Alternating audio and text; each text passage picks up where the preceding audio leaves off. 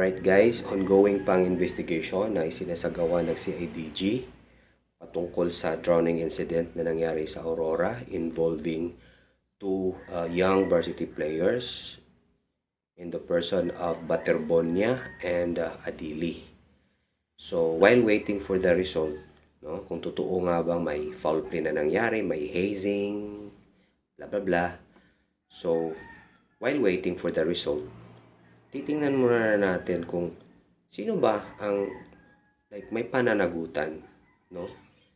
Are we going to put all the blame on Coach Tab Baldwin since he is the head coach of the varsity team? Wala na bang pananagutan ng school or yung beach owner, 'di ba? So titingnan natin 'yan. Hindi naman siguro pwedeng mag-decide lang si Coach Tab na pumuntang Aurora without the school's consent, 'di ba?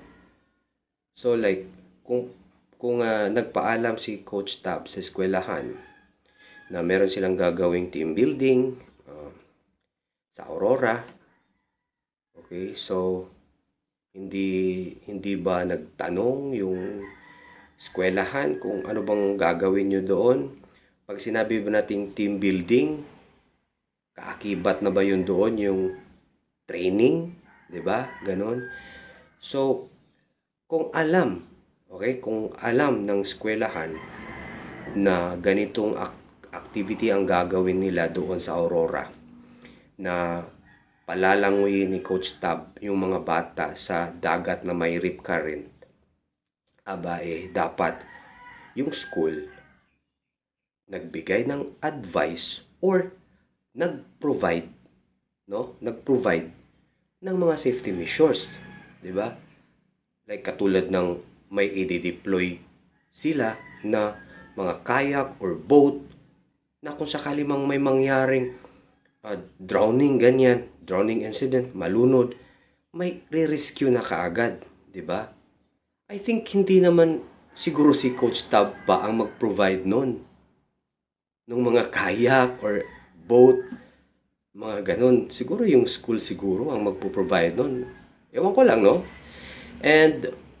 Or siguro yung school nakipag-coordinate na sa beach owner na ready na nila yung kanilang mga lifeguards kasi meron kaming gagawing activity na ganito, no? Kailangan namin ng mga lifeguards nyo. Ganun, 'di ba?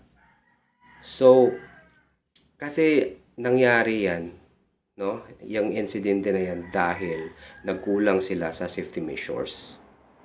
Dapat talaga meron talaga silang i-deploy na mga kayak or boats, no?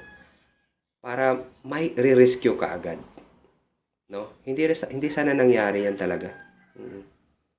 Sa tingin ko hindi sana talaga umabot sa ganyan na may masawi, no?